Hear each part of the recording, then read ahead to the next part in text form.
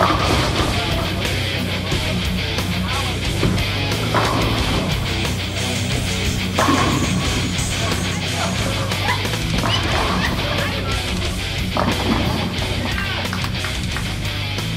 of TV Bowling, capturing footage of the tri-state area's best bowling, where you could be our next featured champion.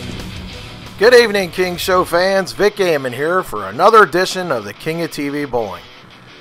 Today we got a special Flashback Friday for you. We're going to take a little break from the norm and showcase some clips from the tri-state area's best. Let's start things out with Nick Vogelsang going coast to coast. We hope you enjoy. We're talking about torque, and more torque here. Take a look at it on the replay, if you would, Jen. This ball actually teeters off and flirts with disaster. Right here, it's going to go out to the first board, right there. Now, it's like it hits an invisible wall. Make a left turn. Sure, here we go. 1-3 pocket filled up, no deflection here. Oh, jeez. Left lane. Wow.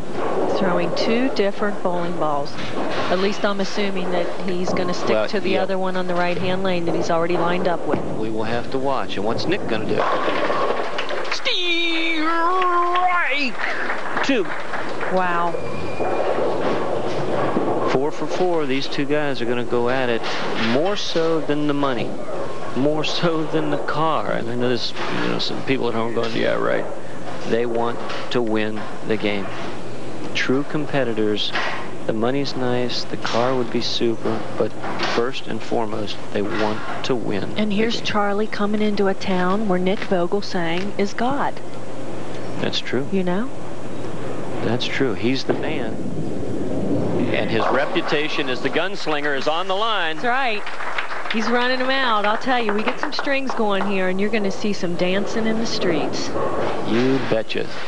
Here's the ball coming right into your living room. Nick Vogelsang straps it out for what it's worth. It turns up, one pin, head pin, over to the left wall, comes out, takes out the 4, the 5, and glances the 7. Watch this. Over action, yes. Nick. Ron Pollard. Tell us a little bit about Ron, David.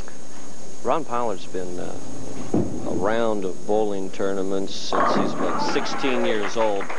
Again, not an overly impressive ball when it comes to covering boards, but look at all three players on today, Tommy. You've got in the first match Tony, who doesn't really bend it around the board, but he's accurate. Likewise with Ron Pollard and Greg Lothian. Again, probably throws the most hook out of all of them, but again, it's fairly straight. The accuracy is the key today, lanes 5 and 6. Ron Pollard looking to open up with back-to-back strikes here in game number 2, and that's exactly what he does. It looked like he had, excuse me for interrupting, it looked like he had made a serious mistake back in the third frame when he left that open. But after Lothian's problems, Pollard really... We have two West Siders. Joe Hetzer is a local boy. His Aunt Mickey Heath manages out here. He knows these lanes, I'd say. Well, he's had to know something for the scores that he posted to get on the show, Jen, and likewise for Joe. Joe is a little unorthodox, but rolls the ball fabulously. And this sounds like he brought a busload of fans with him. Take a look at his release if you can. It is a good, clean shot off, and look at that cup wrist. Maximum power, just really twirls up and through the shot. Great shot for Joe to open the match. Joe Hetzer. Joe says he likes to stay slow with his feet and make sure he extends out to his mark. Actually got that ball in a little bit, and it did hold, Joe. Yeah, looks like he has a little area. Nudging out the 7 as it's supposed to. Now, believe it or not, with the match out of control, Roy Chesbro might strike from here to the wall, Tommy. In his opinion, he's lost the match already. Pressure's off. He's just going to get up there and freewheel, and that may be exactly what it takes. He's still got 220 up there if he can go all the way off the sheet. Well, Jen is quick with that, you know? I mean, she has those numbers down pat, no question about it. Not really. I've been debating that for 4 frames. Okay, well done. See, Jen, you should have never said that. See, the light shot, the relaxed release will give you that, and instead of yanking it up through the nose. Now you see Ron, or Bill rather, Got him confused there with his son for a second, who is our king. Tommy, there's so many Pollards. We can understand that, okay? I apologize. Bill Jr., that horse Regina, probably the best of the bunch, I'd venture. Would you Oh, say? man. I wouldn't let Here we go again. I know. I wouldn't let Bill hear any of that. I think he'd probably agree, to tell you the truth. Going in the second. And 10 more in the pit for Bill Pollard. Well, to set up the match, Tommy, you asked me in the open who might win. Well, again, we've got talent personified, but... And Robin, you know they are all watching Dad go at it today. He's got his hands full with Mr. Rain, he shot once again 744. It's every week.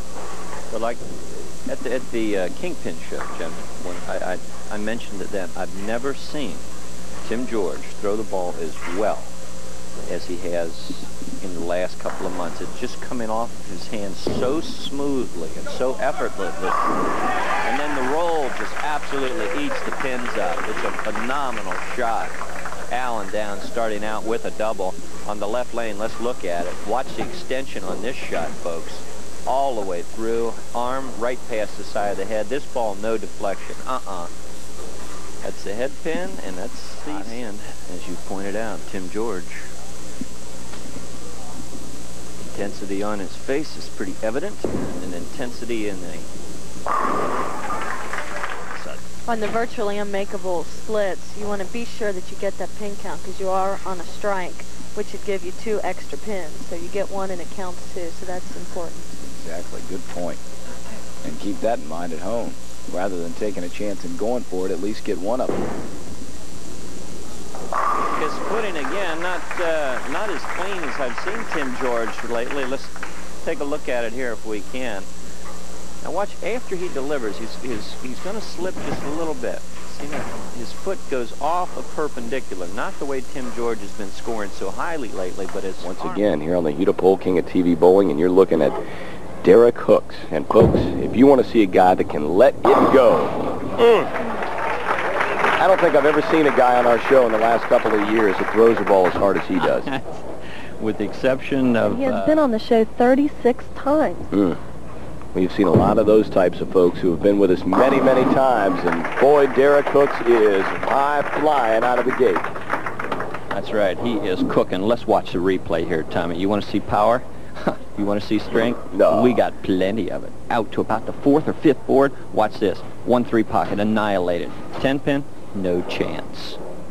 I mean, those pins just go straight to the back. They don't even, you know, it's not one of those deals where they bounce off the back of the lane a couple of times. 10 in the pit, 10 Tommy. in the pit. Jeez. One of my favorite terms. Looking for number 3 in a row. Yes. Forget it. Yes. Just forget it. Is he the kind of guy, due to the... Man with the red tie. Good friend of mine. Tony. Subbing the ball. Yes, he does, but it comes out very cleanly. Mr. DeSanto answers right back. You see that clenched fist? He says, boys, I want to win one. Let's watch the replay on this, Tommy. If he gets this strike, well, we'll watch a replay next time. If he got that strike, he knew in his own mind he could maintain his 11-pin lead. So what's he do? He steps up there and just throws a crusher, Tommy. I got a lot of respect for this guy. He's been impressive. He and Derek Hooks both. Again, first time on the telecast. They can really go up there with some authority.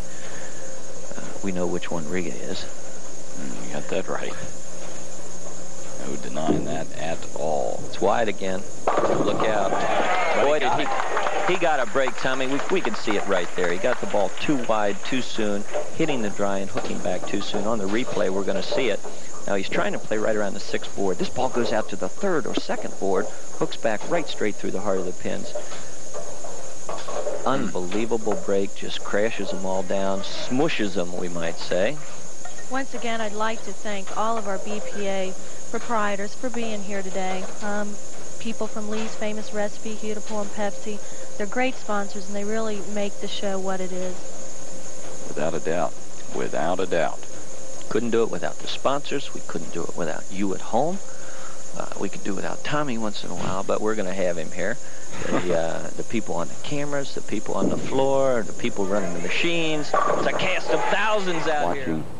Or at least at that point was not watching, not even interested in what Riga was doing. Exactly, as Riga sets up to throw his second frame. This would be his first shot on lane 22 of this match. Looking for the strike. Perfect. Absolutely perfect.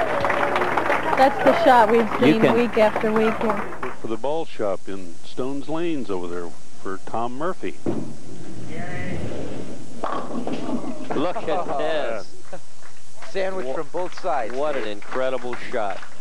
What was going to be a solid 8-pin turns into a strike. Now let's watch the ball here. It's going to actually drive to the right of the 8-pin. Right there. Now you see the 8-pin standing, and what's coming off the wall? It's the head pin. Said, see you later. Second frame. Mr. Logan. Oh no. Incredible. We almost had it the first frame. We've got it the second frame. Solid 8. Well, we got a Northern Kentucky distributor over here. Cy Sikowski's our distributor over here for that golden Huda pole. And Ludwig, yeah. Ludwig von Bach. He only has to make the front pin, folks, the back pin. And he made both of them. Gary Logan. Want to make a change? I'm not sure he has. Human machines make minor changes without knowing about it. Kerry, even though he lofts the ball more than a lot of players, it's one of the most difficult things to control, the amount of loft. He's back on track. Very nice showing from Hudapole. Yeah, they've got quite a few folks out. Yes, they do. We also have Bob Schwarking here. Mike Schott, the big wig. Yeah, that's right.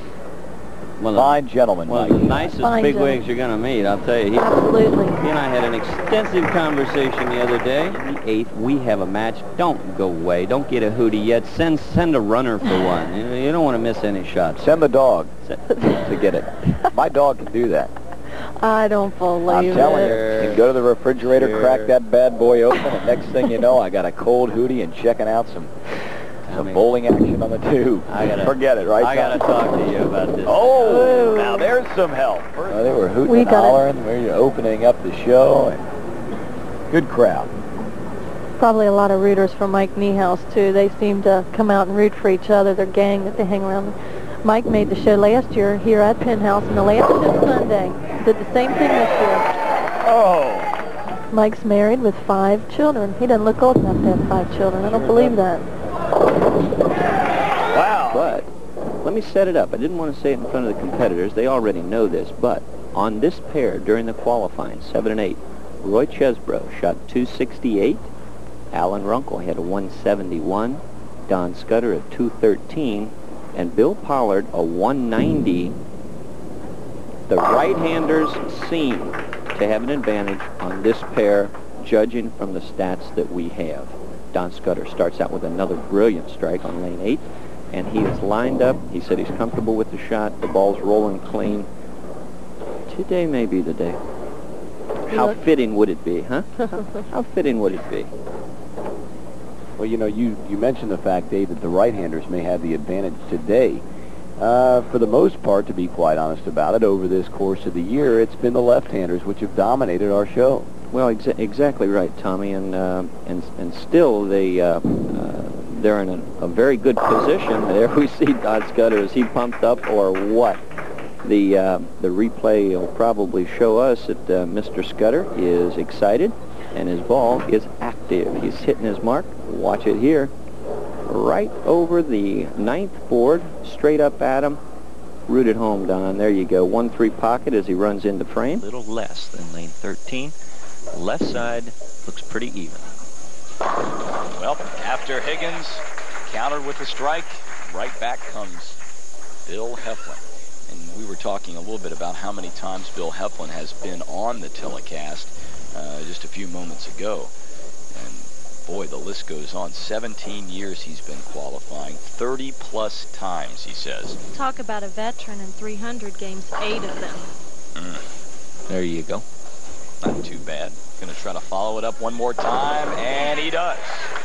That's the hit you want to carry when you're in competition. you're going to carry the late 6. Let's take a look at it here. He's going to be a little bit high on the shot. The head pin's going to go straight back, center of your screen. Now that's a 3-pin going to the outside, coming off the wall. Boom, boom. 6, 10, out of here. We're invited to spend the evening. There's Lenny Ramsey there in a red shirt. We were invited to spend the evening at their home. They offered us the hospitality of their home and a little home cooking. Whew. Bet you did some damage, didn't you? I mean, to tell you, I love to get out of town and eat. Yeah, that's right, eat. Dave, I want to ask you a little bit about Alan. You mentioned the fact that he has had the hot hand without question. 275, 188, 256, 195. Not what you'd say consistent across the house, but when he got to a pair that he was comfortable with, he strapped it. Sports, state, and governing body. So you can go and qualify with that locally and then go to the finals, which is up in Cleveland. Okay, well, I'll tell you, we'll look forward to that. And Dave Cowrie just makes a ball change here, and you see it. He was using that baby blue. Now he's got the black one up there, the black hammer. It rolls a little straighter and goes a little further down the lane before it hooks. It deflects a little bit here on the back end, but he gets a great break off the 6-pin coming out of the channel to take the 10. And you know that Carey actually gave him the opportunity to make that ball change. When you have somebody else on 3 opens, you say, well, this ball wasn't quite working. Let's try a little something else, because you have a little bit of room for error. Exactly. If it was a 10-pin match or less, or even 20 or less, you just don't do that sort of thing. And unfortunately for Kerry Logan, you can... Owned by Fran and Frank Ruggieri. Yeah, Bobby. Bob Omer pulls out of Western. As I said in the opening, we have... Nicely done by Hitzer. Homer, on the other hand, started with a strike, and he hopes to answer right here. Boy, it's easy to see why these two players are here, Jen. Oh, no doubt about it. 8-10 series for Bob Omer. He rolled to make it to this show, and Joe had a 748. These guys are players. Well, this is how you shoot 800. You stay low, you get through the ball with some power, and even though he falls off the shot, the maximum power is there as it drives the pins back into the pit. A lot of game for two people that we have never seen on TV before. That's right. Neither player has been. Which makes it nice when they strike. That kind of loosens them up. Well, that's a good point, Jen. The first part of the show, you really have to have that. Wow. Obvious by the way he's rolling the ball. Yeah, the pressure at this point, as many times as Bill's been on, is basically non-existent. Maybe the first couple of frames, a little extra adrenaline. But in Bill's case, I don't think that's even a factor to mention. Well, we talked about how many times Bill has been on the show. Darryl, another strike. Last week, her first year of the telecast. And Jennifer, once again, glad to have you aboard. Thanks. I'm really happy to be here. Let me tell you a little bit about Darryl Higgins. He's 29 years old. He's from Springfield Township, and he's a carpenter. And he also is married, and he has a 300 game. Just one? Just one, as it says here. Well, I tell you what, he's got the talent, as you can see right there, Tom. And what he normally shoots is spares. He goes a little more direct than that, but he obviously picked up on the lane condition and played it to perfection. This man right here, Doug Henderson, can bring the match right into his grass with a strike right here. 7th frame. There it is. Nice mixed solid. You could almost hear a good strike if you close your eyes, right, Dave? That's exactly. Early in the match is now going to result in a split. So the players have to be aware of these changes and move with them. So in addition to errors that you can make with your body, you have to combine that with changing, slightly changing or varying conditions sometimes and your speed, and you've got an interesting game called bowling. I want to pick up on the Doug throws in the 6th frame. Off the spare, a solid strike. Dave. Elements, maybe 2, 3, sometimes even 4 boards. But the players can pick up on that immediately. See, he's made an adjustment right there. He moved in deeper with his feet, utilizing more of the unused. And the chance of it going between pins like that. That's phenomenal. Let's see you do that, Dave. Unfortunately, I've done it a few times, but not on demand. Kevin Hayes. This is the 8th frame. Game 2. Winner goes on to meet two-time defending king Greg Lothian. There were some pins that were a little undecided whether they wanted to fall on that one, Dave, but... Well, with his type of ball, Kevin Hayes throws leg up in the air when you throw the ball like that. Well, my computer can turn him around and make him a left-hander, though. Amazing what they can do this day. First ball championship match. Greg Lothian starts the ball. 23. That's no wonder I can't. The future is bright, Bo, for bowling in Cincinnati. There's an age restriction on the qualifier. Average age 27 and a half today. You know, the learn-to-bowl classes that we have available in the city at the different centers really do help. How about that for a strike? We went from 4.79 to a strike, and the 10-pin did all the damage. Look at it here, ladies and gentlemen. Keep your eyes fixed on the head pin. Center your screen. Watch it right. Whoops. Say the 2-pin. I'm sorry. 2-pin did all the damage. Wedged itself in between the 4-7, tripped it out, and then went through to get the 9. The Blues Brothers? I didn't know they were going to be here today. Part of the crowd here at Harrison Bowl. The Bruise Brothers. That's Boomers. Bruise Brothers. Lothian 3rd frame, just cranking them out today. We're always a week later than the qualifier, so our TV show next week will be at LaRue Lanes, and our qualifier at Stumps Lanes, where Mike McDonald, who is here today, is the proprietor. And I think they have a house squad. If anybody wants to go on that house squad at 9 o'clock on Sunday morning, he is going to have some bowlers from his bowling center competing. Be good to stop over. We haven't been at Stumps for a couple years, so it'll be nice to be over there. We just saw Chris Trenkamp pick up a strike, his first of the championship game here after 3 open frames.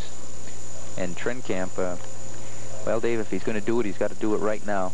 He's currently 53 pins in the red. With a strike here, he could cut it to 43. He did it. It's a big deficit, but he's going to try to close it. You have to be happy to see him go. The 1984 Cincinnati Bowler of the Year, Ray Tucky Perez, king of bowling the past 3 weeks, and now you see why. The last week he picked up a ball, 275 to 203 over Rick Pollard, and Tucky is a force to be reckoned with. Phenomenal, both guys. I don't think you could pick any 2 bowlers that I'd like to see square off today for a premier confrontation. This is it. Nicknamed by Dave Newrath El Primo. He'll show you why right on this ball. Zip. Too wide. Again, Greg Carpenter. You know why he's got to... Gomez has got to go. Oh, there it is. Oh, boy. You'll see a lot of pinfall this match. Well, Tucky went outside. There's inside, outside, and I'd call that suicide. Take a look at this now. Right lane again, perfection. Right there, the ball coming on like we the people, as Sam says. Perfectly in the pocket, just the right amount of deflection, 10 pins in the pit. Now, left lane. 2 shots, 2 10 pins. What's he going to do? To Don Scudder. Then again in week number 8, week number 9, we saw him over at Stumps Lanes, and he lost that match by the closest of margins, 170 to 168 to Robin Burris, but he's on his horse today, Dave. Both players playing approximately the same area of the lane. However, look at his ball. How far out is it before it comes into the pocket? Pretty far, and he gets a good angle on the shot. 10 pins, all of them doing their job. Butch Temke appears to be very comfortable on this pair. So we mentioned yesterday he rolled a 278 on the fair in a 1389 6-game series. He's manicured his game to the point where it utilizes all of his basic talents, and that's his strength and his accuracy. I think Doug Thomas learned something on that errant shot in the 11th frame. I call it an errant shot, but it turned out to be pretty nice. He realized how much area he really had to the right. The big cranker that he is, I think we're going to see him utilize shots further right than he did the first game. That's 9 straight dating back to last game. Doug Martin. You might hear some bowling going on in the background, as most of the BPA centers do. They're constantly having tournaments, and they're opening the facility to their members to utilize, and we've got a little tournament going on down at the low end of the house this morning. Doug Thomas's streak comes to an end at 9. Besides the tournament today, Kingpin Lanes is going to host the second annual Child Adult No Tap tournament here on March the 15th and 16th. It's really a neat tournament. It's fun because the adults, if they leave if they get 9 pins down, they actually get a strike. And if kids, if they get 8 pins down, they get a strike. So they have a lot of 300 games. It's not sanctioned, but it's a lot of fun. They can call Kingpin for some details on it. Sign me up for that one. I love to bowl. These men are picking it up. Oh, geez, thanks. I needed that, Tommy. Setting mean precedent. 40 pins down can cut it to 30 with this strike. That's the way to do it. Dire Straits. Tough. Don Hughes. He has proven to be tough, defeating Greg Lothian our last match, 269 to 237. I'm looking for a barn burner. Well, right out of the gate, Ackerman with the strike, and the same holds true for Don Hughes.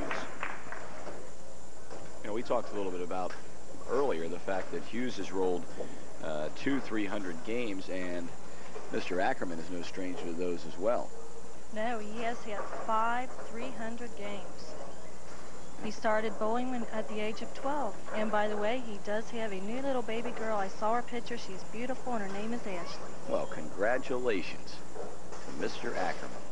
Brand new baby girl. He's got his hands full in this one. Back-to-back strikes. First 2 frames for Don. If your arm swing is going directly at your target, that's exactly what we saw in that shot. Mike Ackerman going to try to make it. And he does.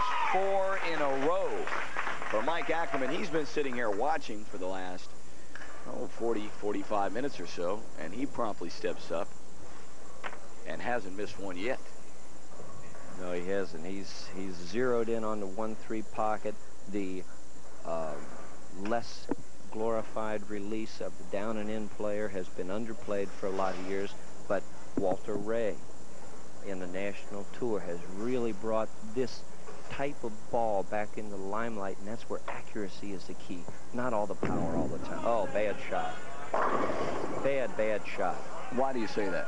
Well, you could see it there. He had been playing about the 12th board, 13th board. Now watch it here. You're going to see his reaction. That'll tell you it's a bad shot. Now right there, he comes off of it. See his elbow? It's bent a little bit. He doesn't like it that much. Now watch the deflection. Boom. Jumps to the right. 6-pin. Jumps into the channel, and that's about it, Tommy. We are at Glenn Schmidt's today, as we mentioned before, and the owners here are Dr. De Silva and his wife. And he's coming on strong. The game is afoot.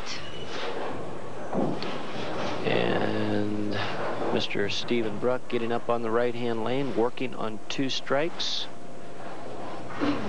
This match is going to it's going to go off the sheet. We're not going to know who wins this match until the last ball in the 10th frame, Jennifer. Very good competition right now. Both of these guys are totally lined up. Fantastic. Stephen Bruck, age 42, averaging 216, qualified with a 7.80. Oh my. TV appearances 16, and I think that's on the conservative side. Voyager Jeff Weiler out on Route 32. Stephen Bruck opens up and gives his opponent a 15-pin lead. 4 frames to go. Aha, there you go. Trip out the 4-9 late. At this point, he's really going to need some breaks because he is around the pocket, but he just needs the pins to start falling. Okay, from our down lane camera, watch him lift it out onto the lane. The rotation is pure. It is nice. And when it enters the 1-3 pocket, it's going to enter a little sharply, cuts through, has the 4-9 for just a minute, and then, no way.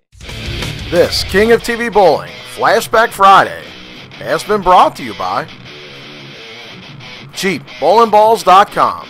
The only thing that's cheap is our low prices. White Oak Auto Care, family owned and operated for over 30 years. Give them a call today at 513-741-1300 for all your automotive needs.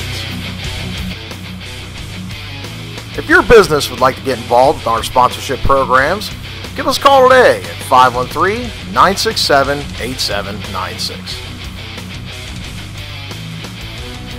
Folks, you can check us out on Twitter, Facebook, and YouTube.